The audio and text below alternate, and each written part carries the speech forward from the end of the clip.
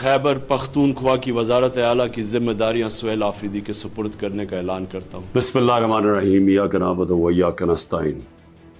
میرے پاکستانیوں، خیبر پختونخوا کے حالات کے تناظر میں وزیر اعلیٰ کی تبدیلی ناگزیر تھی، اور یہ ایک آئینی عمل ہے جو اس ملک کے دوسرے صوبوں میں بھی ہوتا آیا، اور اس میں کسی کو مداخلت نہیں کرنی چاہیے تاکہ یہ عمل جلد از جلد مکمل ہو۔ اگر کسی نے اس میں مداخلت کی کوشش کی تو بھرپور احتجاج ہوگا۔ سہیل آفریدی کا انتخاب زمانہ طالب علمی سے ان کے ISF اور تحریک انصاف کے نظریے سے وابستگی کی وجہ سے کیا۔ یہ فیصلہ تحریک انصاف کی الیکٹیبلز کی جگہ گراس روٹ ورکرز کو فیصلہ سازی کے عمل میں شامل کرنے کے بیانیے کو بھی تقویت بخشتا ہے۔ خیبر پختونخوا کے وزیر اعلیٰ کی تبدیلی کو بعض حلقے میرے خاندان کے افراد سے جوڑنے کی کوشش کر رہے ہیں، جو کہ سراسر غلط ہے۔ یہ فیصلہ مکمل طور پر سیاسی ہے، جس پر میرے خاندان کا کوئی فرد کسی بھی طرح سے اثر انداز نہیں ہوا۔ میرے خاندان کے کسی فرد کا میرے سیاسی فیصلوں سے کوئی تعلق نہیں ہے۔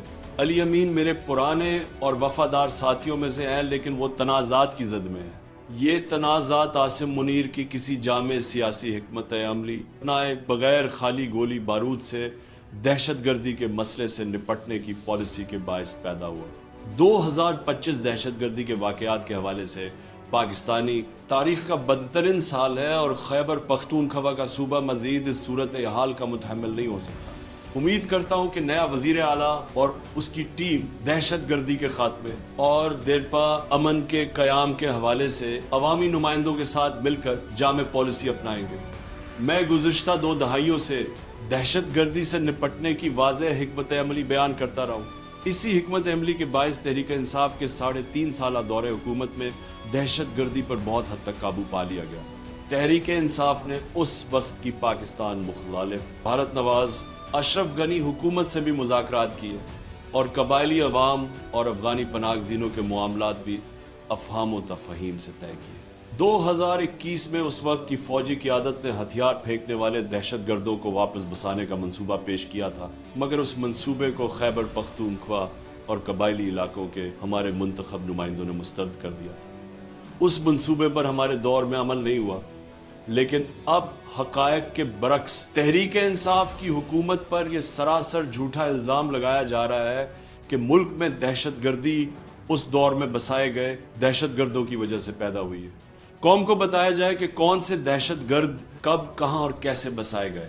کبھی یہ کہا جاتا ہے کہ پاکستان میں دہشت گردی کی ذمہ دار افغان حکومت ہے، جس کی تائید سے افغانستان میں بسنے والے دہشت گرد پاکستان میں کارروائیاں کرتے ہیں، اور کبھی کہا جاتا ہے کہ دہشت گردی دہائیوں سے پاکستان میں بسنے والے افغان مہاجرین کی وجہ سے۔ یہ دونوں باتیں ہی غلط ہیں، کیونکہ لاکھوں افغان مہاجرین کو بے عزت اور رسوا کر کے نکالنے کے باوجود دہشت گردی بڑھتی جا رہی ہے۔ یہ متضاد بیان عاصم منیر کے مسلط کردہ عوام دشمن نظام کی بدحواسی کو ظاہر کرتے ہیں۔ دہشت گردی سے نمٹنے کے حوالے سے میرا موقف ہمیشہ سے دو ٹکرا ہے۔ تاریخ بھی گواہ ہے دہشت گردی کے خلاف اگر باقاعدہ سیاسی بصیرت اور حکمت عملی کے بجائے صرف طاقت کا استعمال کیا جائے تو ناکامی ہی مقدر بنتی ہے۔